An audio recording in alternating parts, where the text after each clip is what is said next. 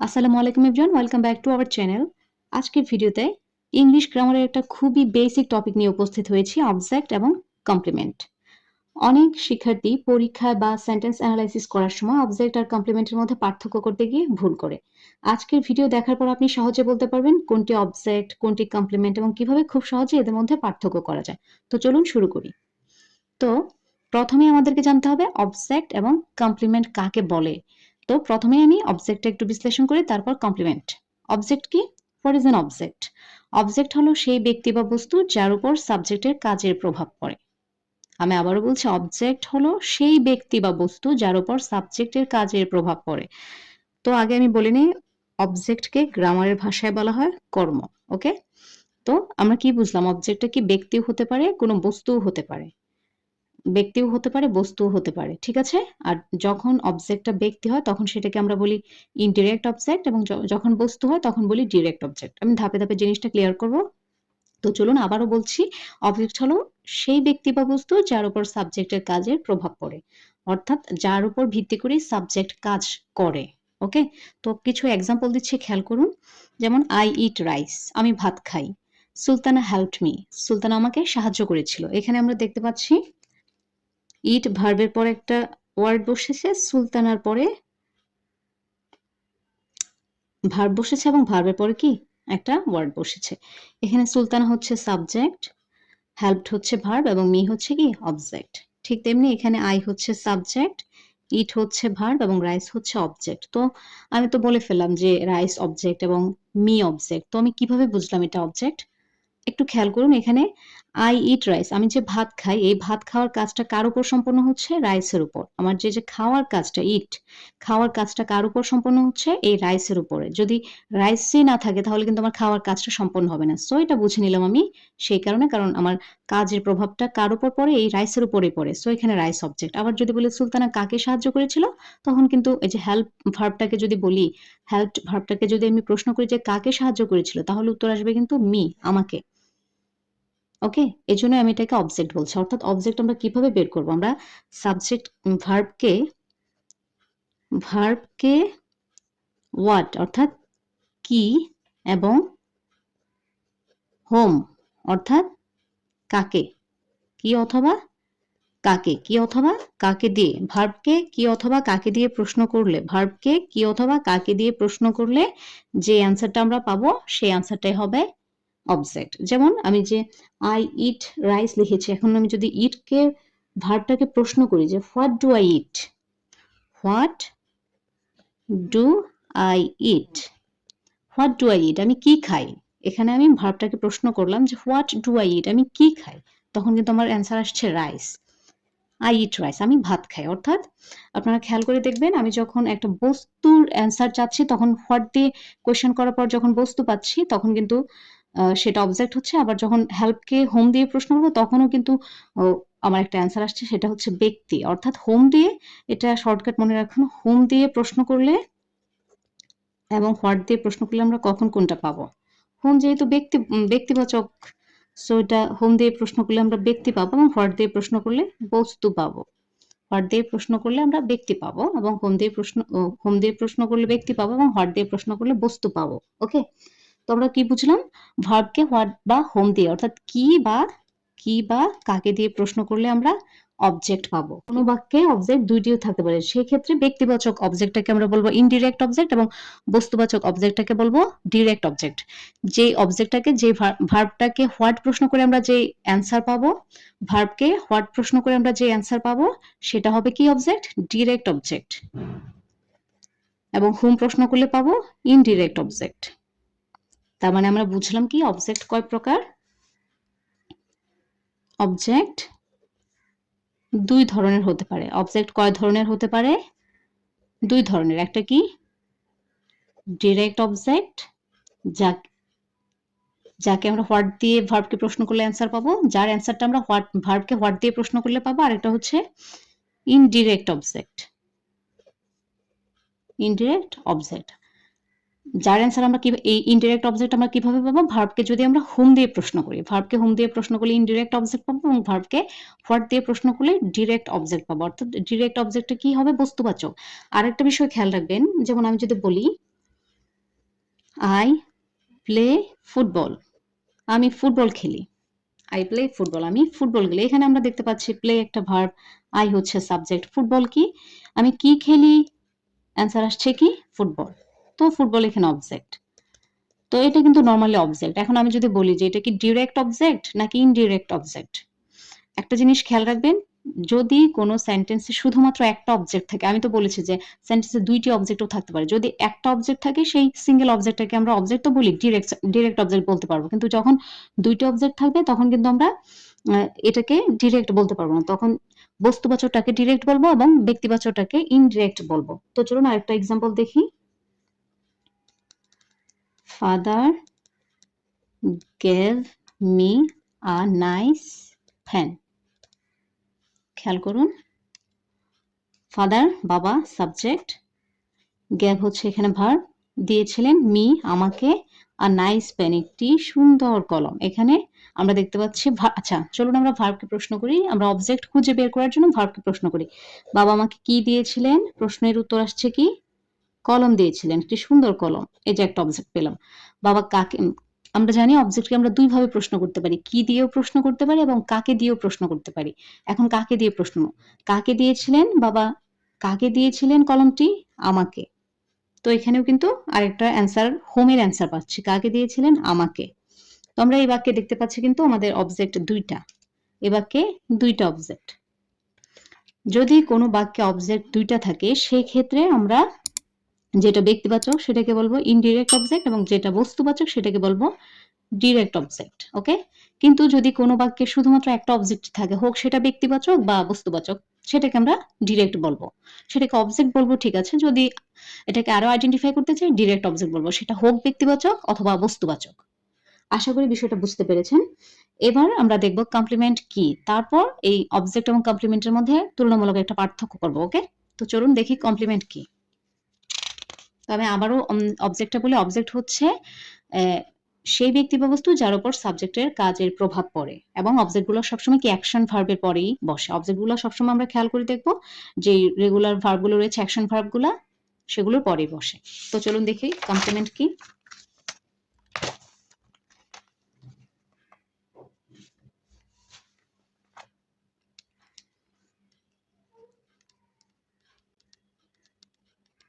Complement কি? একটু দ্রুত লিখতে হবে। কমপ্লিমেন্ট হলো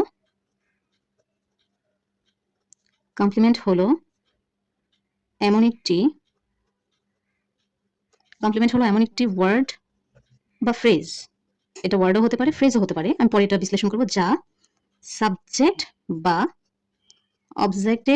অবজেক্ট সম্পর্কে অতিরিক্ত ইনফরমেশন দেয়, অতিরিক্ত তথ্য দেয়। একটু খেয়াল করুন, আমি এটা পুরোটা সংজ্ঞা বিশ্লেষণ করব। কমপ্লিমেন্ট হলো এমন একটি ওয়ার্ড, কমপ্লিমেন্ট কি? এমন একটি ওয়ার্ড বা ফ্রেজ যা সাবজেক্ট বা অবজেক্ট সম্পর্কে অতিরিক্ত তথ্য দেয়। তার মানে এই সংজ্ঞা থেকেও আমরা বুঝতে পারছি কি কমপ্লিমেন্টও ২ প্রকারের হতে পারে। সাবজেক্ট কমপ্লিমেন্ট হতে পারে এবং অবজেক্ট কমপ্লিমেন্ট হতে পারে। তো ওয়ার্ড তো আমরা চিনি। যেমন আমি যদি লিখি ফ্যান, এটা একটা ওয়ার্ড। ওকে? কিন্তু এটা কিন্তু ওয়ার্ড। কিন্তু ফ্রেজ কখন বলবো? যখন একের অধিক ওয়ার্ড পাশাপাশি বসবে। যখন যদি বলি আ ফ্যান, এটা হচ্ছে একটি কলম, অনলি কলম। আর যখন বললাম একটি কলম, তখন কিন্তু এটা ফ্রেজ হয়ে গিয়েছে। ওকে? এরকম সাবজেক্ট এবং ভার্ব ছাড়া যেই ওয়ার্ডগুলো থাকে সেগুলোকে আমরা ফ্রেজ বলি। এগুলোকে আমরা ফ্রেজ বলি। এটাও বলতে পারি যে নাইস ফ্যান, একটি সুন্দর কলম, এটাও কিন্তু একটা ফ্রেজ। এটাও একটা ফ্রেজ কারণ এখানে কোনো সাবজেক্ট নাই এবং ভার্ব নাই। ওকে? তো আমরা কি বুঝলাম? কমপ্লিমেন্ট কি হতে পারে? কমপ্লিমেন্ট হলো এমন একটা ওয়ার্ড বা ফ্রেজ যা সাবজেক্ট বা অবজেক্ট সম্পর্কে অতিরিক্ত তথ্য দিবে। কমপ্লিমেন্টটা আমাদের কি করবে? সাবজেক্ট বা অবজেক্ট সম্পর্কে অতিরিক্ত তথ্য দিবে। আরেকটা জিনিস মনে রাখবেন যে কমপ্লিমেন্ট সবসময় নাউন অথবা অ্যাডজেক্টিভ হয়। নাউন অথবা অ্যাডজেক্টিভ হয়। তো নাউন হলে কিন্তু নাউন ফ্রেজও হতে পারে, আবার। ওকে? তো কমপ্লিমেন্টগুলো সবসময় নাউন অথবা নাউন ফ্রেজ বলতে পারেন। নাউন যা, নাউন ফ্রেজও তা। একটা ওয়ার্ড হলে নাউন, একের অধিক ওয়ার্ড হলে সেগুলো হয় নাউন ফ্রেজ। যেমন আ পেন একটা নাউন ফ্রেজ। ওকে? নাউনও হতে পারে অথবা অ্যাডজেক্টিভও হতে পারে। ভার্বের পরে আমরা যে জানি কমপ্লিমেন্ট বসে। তো এই ক্ষেত্রে স্ট্রাকচারটা দেখেন। Subject plus verb plus complement. এবং এখানে এই ভার্বগুলোকে আমরা নর্মাল ভার্ব বলবো না, এই ভার্বগুলো লিঙ্কিং ভার্ব হয়ে থাকে, লিঙ্কিং ভার্ব হয়ে থাকে, লিঙ্কিং ভার্ব। এগুলো ভার্ব ঠিক আছে, কিন্তু আমরা কি জানি নর্মালি অবজেক্ট বসে অ্যাকশন ভার্বগুলোর পরে, কমপ্লিমেন্ট বসে লিঙ্কিং ভার্বের পরে, এটা হচ্ছে কি লিঙ্কিং ভার্ব। তো লিঙ্কিং ভার্বগুলো কি, আমরা কিন্তু লিঙ্কিং ভার্বের একটা ভিডিও অলরেডি চ্যানেলে আপলোড করা আছে। লিঙ্কিং ভার্বগুলো কোনগুলো আমরা জানি, লিঙ্কিং ভার্বগুলো হচ্ছে, আচ্ছা একটু সংক্ষেপে লিখে দিই। বিতে পড়েছে am is are was were, have am is are was were, be being been. Be ভার্বগুলো be, become, feel, look, get, grow, say, seem, sound, remain মানে থাকা, রিমেইন, স্মেল, টেস্ট। এই প্রত্যেকটা হচ্ছে লিঙ্কিং ভার্ব। খেয়াল করুন, এগুলোই পরীক্ষায় বেশি আসে। অর্থাৎ সাবজেক্টের পরে লিঙ্কিং ভার্ব থাকবে এবং তারপর কমপ্লিমেন্ট থাকে। তো আমরা কমপ্লিমেন্ট শর্টলি চিনব যে লিঙ্কিং ভার্বের পর যা থাকে সেগুলোই হচ্ছে কমপ্লিমেন্ট। কমপ্লিমেন্ট কি?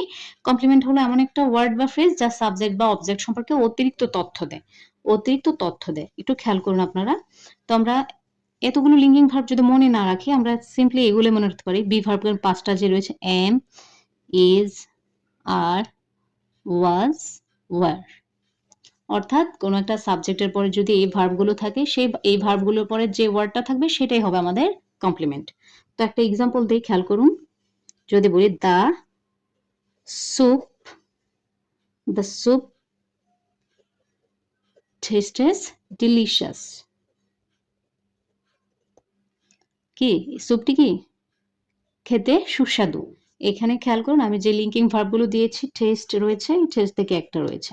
তো এটা অনেকের কাছে জটিল মনে হতে পারে যারা একদম বিগিনার, কারণ তাদেরকে কিন্তু এই ভার্বগুলো মুখস্থ করতে হবে। কিন্তু আমরা তো বি ভার্বগুলো প্রত্যেকেই চিনি, am, is, are, was, war.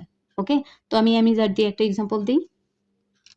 যেমন আমি যখন বলছি হি ইজ আ ডক্টর, খেয়াল করুন এখানে কিন্তু ইজ লিঙ্কিং ভার্ব রয়েছে। তো ইজ লিঙ্কিং ভার্বের পর আমরা কিন্তু যেই নাউন ফ্রেজ, এটাকে নাউন ফ্রেজও বলতে পারেন, নাউনও বলতে পারেন। ডক্টর যদি আমরা ধরি তাহলে নাউন, আর a doctor noun phrase. Okay, noun. তাহলে আমরা দেখতে পাচ্ছি এই লিঙ্কিং ভার্ব বি ভার্বটার পরে কিন্তু আমার কমপ্লিমেন্ট রয়েছে। এটা কি? এটাকে আমরা অবজেক্ট বলবো না, কমপ্লিমেন্ট বলবো। আর আমরা জানি কমপ্লিমেন্ট কি করে, কমপ্লিমেন্ট কি করে একটু খেয়াল করুন। কমপ্লিমেন্ট এমন একটা ওয়ার্ড বা ফ্রেজ যা সাবজেক্ট বা অবজেক্ট সম্পর্কে অতিরিক্ত তথ্য দেয়। এখন দেখেন এখানে সাবজেক্ট কে? সাবজেক্ট হচ্ছে হি। তো হি এর একটা পরিচয় কি? সে doctor. He is equal to ডক্টরকে আমরা লিখতে পারি?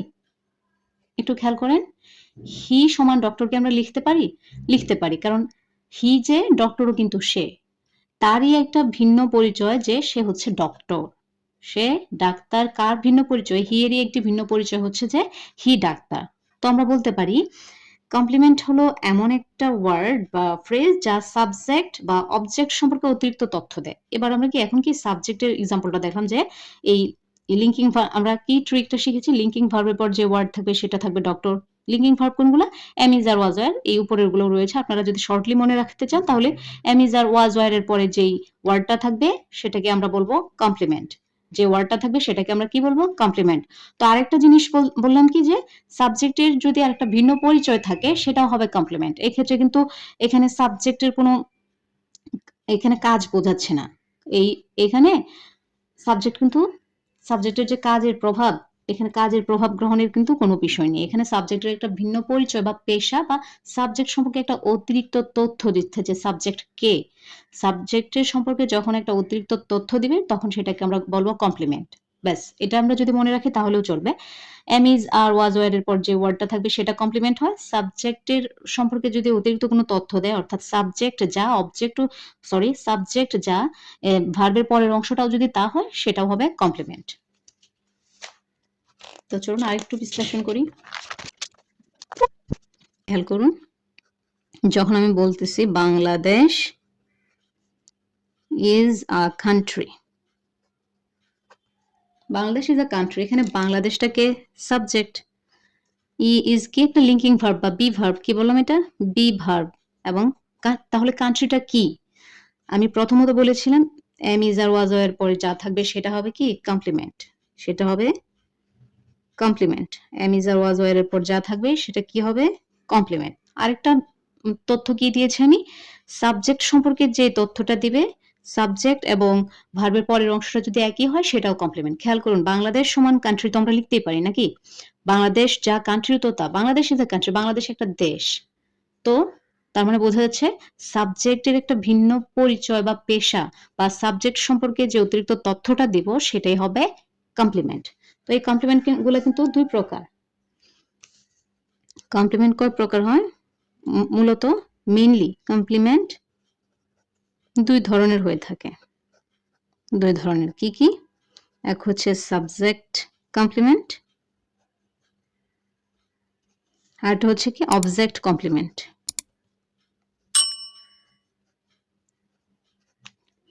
সাবজেক্ট কমপ্লিমেন্ট একটা হচ্ছে সাবজেক্ট কমপ্লিমেন্ট এবং আরেকটা হচ্ছে কি অবজেক্ট কমপ্লিমেন্ট। তো আমরা কি জানি কমপ্লিমেন্ট সবসময় নাউন বা অ্যাডজেক্টিভ হয়। স্ট্রাকচারটা আবার লিখি, subject plus verb plus complement, আর এই কমপ্লিমেন্ট গুলো হয় নাউন হবে নতুবা অ্যাডজেক্টিভ হবে। এটা কি একটা সেন্টেন্স মেক করার স্ট্রাকচার। সাবজেক্টের পরে অবজেক্টের বেলায় কি থাকে, ভার্বের পরে অবজেক্ট থাকে, আর কমপ্লিমেন্টের অবজেক্ট না থাকলে কি কমপ্লিমেন্ট থাকে। তো কমপ্লিমেন্ট গুলো সবসময় কি হয়, নাউন হয় অথবা অ্যাডজেক্টিভ হয়। কমপ্লিমেন্ট কয় ধরনের বললাম, সাবজেক্ট কমপ্লিমেন্ট এবং অবজেক্ট কমপ্লিমেন্ট। সাবজেক্ট কমপ্লিমেন্ট কোনগুলো, সাবজেক্টের সমান যদি কোনো নাউন বা অ্যাডজেক্টিভ থাকে সেটা হবে সাবজেক্ট কমপ্লিমেন্ট, এবং অবজেক্ট কমপ্লিমেন্ট হবে অবজেক্টের সমান বা কমপ্লিমেন্টের যে তথ্যটা দিচ্ছে সেটা যদি অবজেক্টের সম্পর্কে বলে, অবজেক্টের সমানই হয়, তাহলে সেটা হবে অবজেক্ট কমপ্লিমেন্ট। চলুন দুইটা এক্সাম্পল দেখি, তাহলে ডাউটটা ক্লিয়ার হবে। খেয়াল করুন, দ্য ম্যান ওয়েন্ট ম্যাড, আরেকটা লিখলাম দে ইলেক্টেড সাদিক ক্যাপ্টেন। খেয়াল করুন এখানে দ্য ম্যানটাকে, দ্য ম্যানটাকে এখানে সাবজেক্ট, ওয়েন্ট ভার্ব, ম্যাড হচ্ছে কি অবজেক্ট। কেন অবজেক্ট বলছি, দ্য ম্যান ওয়েন্ট ম্যাড, লোকটি কি পাগল হয়ে গেল, লোকটি পাগল হয়ে গেল। কে পাগল হয়ে গেল, লোকটি। প্রথমত এটা একটা কমপ্লিমেন্ট, ঠিক আছে, কিন্তু এটা কি কমপ্লিমেন্ট, যেহেতু লোকের একটা পরিচয় দিচ্ছে যে যে পাগল হয়ে গিয়েছে সেই তো লোকটি নাকি, সো যেহেতু লোকের একটি ভিন্ন পরিচয় দিচ্ছে, সো এটা আমরা প্রথমত জানলাম কি, সরি এটা অবজেক্ট না, সরি এটা কমপ্লিমেন্ট। যেহেতু লোকটির একটি অন্য পরিচয় দিচ্ছে, লোকটি সম্পর্কে তথ্য দিচ্ছে যে লোকটি পাগল হয়ে গিয়েছে, সো এই ম্যাড হচ্ছে এখানে কমপ্লিমেন্ট। ওকে, তো এই কমপ্লিমেন্টটা কিসের উপর ভিত্তি করে বললাম, সাবজেক্টের উপর ভিত্তি করে, কারণ সাবজেক্টের একটি ভিন্ন পরিচয় হচ্ছে ম্যাড। সো এই ক্ষেত্রে আমরা এটাকে বলবো সাবজেক্ট কমপ্লিমেন্ট। এই ক্ষেত্রে এটা হচ্ছে সাবজেক্ট কমপ্লিমেন্ট। আরেকটা দেখেন, দে ইলেক্টেড সাদিক ক্যাপ্টেন, তারা কি সাদিককে অধিনায়ক নির্বাচিত করেছিল। এখানে আমরা দেখতে পাচ্ছি এই সাদিককে এখানে কাকে, এখানে সাদিক হচ্ছে অবজেক্ট, এখানে সাদিক হচ্ছে অবজেক্ট। কিভাবে বুঝলাম, দেখেন ইলেক্ট ভার্বটাকে নির্বাচন করা, ইলেক্ট ভার্বটাকে যদি প্রশ্ন করি কি নির্বাচন করেছিল, ক্যাপ্টেন অধিনায়ক, ঠিক আছে, কাকে নির্বাচন করেছিল, সাদিককে, তাহলে এখানে সাদিক হচ্ছে অবজেক্ট, এবং এই অবজেক্ট যে ক্যাপ্টেনও তো সে। খেয়াল করুন সাদিক যে ক্যাপ্টেনও তো সে নাকি, এখানে কি দে মানে তো তারা তো আর সাদিক না, তারা সাদিককে ক্যাপ্টেন বা অধিনায়ক নির্বাচিত করেছিল। সো আমরা বলতে পারি সাদিক হচ্ছে এখানে অবজেক্ট, তো সাদিক যা ক্যাপ্টেনও তো তাই বোঝাচ্ছে, অর্থাৎ সাদিক হচ্ছে ক্যাপ্টেন হয়েছিল, আবার ক্যাপ্টেন যে হয়েছিল সেই সাদিক। তো এই প্রেক্ষিতে আমরা এটার উপর ভিত্তি করে আমরা কি বলি, যে এটাকে, এই ক্যাপ্টেনটাকে কি বলি, তখন এটাকে অবজেক্ট কমপ্লিমেন্ট, এটাকে কি বলি অবজেক্ট কমপ্লিমেন্ট, এটা হচ্ছে অবজেক্ট কমপ্লিমেন্ট। তো আর দুইটা এক্সাম্পলের মাধ্যমে আমি ভিডিওটা শেষ করে দিব। যেমন লিখলাম আই বট আ ফ্যান, এবং আরেকটা হচ্ছে যে প্যান্টটা কিনেছিলাম, দ্য ফ্যান ইজ এক্সপেন্সিভ, কলমটা অনেক দামি ছিল। খেয়াল করুন আই বট এ পেন, এটা ভিটু, বাই এর ভিটু, বাই মানে কি কেনা বা ক্রয় করা। আমি কি কিনেছিলাম, আই বট এ পেন, আমি একটি কলম কিনেছিলাম। এখানে আমি আর কলম কি সেম, খেয়াল করুন তো, আমি আর কলম কি একই না, আমি আর কলম কিন্তু এক না, তার মানে এটা হচ্ছে কি আ পেন হচ্ছে অবজেক্ট। এটা একটা ট্রিক্স। ওকে? আমি আর কলম তো এক না। এজন্য এটা অবজেক্ট আর বট হচ্ছে একটা অ্যাকশন ভার্ব। এছাড়াও আমরা এই ভার্বটাকে যদি আমরা প্রশ্ন করি, "কি কিনেছিলাম আমি?" উত্তর আসছে কি? অবজেক্ট। সো এটা হচ্ছে সরি উত্তর আসছে কলম। সো এটা অবজেক্ট। তার মানে এখানে আ পেন হচ্ছে অবজেক্ট। এখন খেয়াল করুন, "দ্য পেন ইজ এক্সপেনসিভ।" খেয়াল করুন, "দ্য পেন ইজ এক্সপেনসিভ।" তো যে জিনিসটা দামি ছিল সেটাই তো কলমটা নাকি? কলম যেটা এক্সপেন্সিভ হতো সেটাই। আমরা কি বলেছিলাম যে ওয়ার্ডটা বা যে ফ্রেজটার মাধ্যমে এই সাবজেক্ট সম্পর্কে অতিরিক্ত তথ্য দেওয়া হয় সেটাই হচ্ছে কি? কমপ্লিমেন্ট। তো এখানে আমরা দেখতে পাচ্ছি আবার আরেকটা কি বলেছে? বি ভার্বের পর যেহেতু ইজ বি ভার্ব, বি ভার্বের পর যদি কোনো একটা ওয়ার্ড থাকে সেটাও কমপ্লিমেন্ট। সেই হিসেবেও এক্সপেন্সিভ কমপ্লিমেন্ট। তো আমরা কয়ভাবে বলতে পারি? ইজ ভার্বের পরে রয়েছে সেজন্য এটা কমপ্লিমেন্ট। আবার আমরা দেখতে পাচ্ছি পেন এবং এক্সপেন্সিভ একই আমরা এটাকে সমান দিতে পারছি, ইকুয়াল করতে পারছি। সো এটাও কি? একটা কমপ্লিমেন্ট। অর্থাৎ অবজেক্ট কি? অবজেক্ট আর সাবজেক্ট কখনো এক হয় না এবং কমপ্লিমেন্ট এবং সাবজেক্ট সবসময় একই ব্যক্তি বা একই বস্তু হয়। অবজেক্ট হচ্ছে কি যার উপর কাজ করা হয়। আমি কি কিনে নিয়ে এসেছিলাম? কলম কিনে নিয়ে এসেছিলাম। আর কমপ্লিমেন্টে কি? সাবজেক্টের একটা ভিন্ন পরিচয়। কলম যেটা এক্সপেন্সিভ ও সেটা। যেমন আ কলম যেটা এক্সপেন্সিভ ও কিন্তু সেটা। আরেকটা এক্সাম্পল এ বলেছিলাম কি? যেটা বাংলাদেশ সেটাই কিন্তু আমাদের কান্ট্রি বা দেশ। সো যেই সাবজেক্ট এবং আ ভার্বের পরের অংশটা যদি একই বিষয় বোঝায় তবে সেটাকে আমরা কমপ্লিমেন্ট বলব। ওকে? তো এই ছিল আজকের ভিডিও। আশা করি ভিডিওটি আপনাদের কিছুটা হলেও উপকারে আসবে। ভিডিওটি ভালো লাগলে একটি লাইক দিবেন, শেয়ার করবেন আর সাবস্ক্রাইব করতে ভুলবেন না। Thanks for watching. আল্লাহ হাফেজ।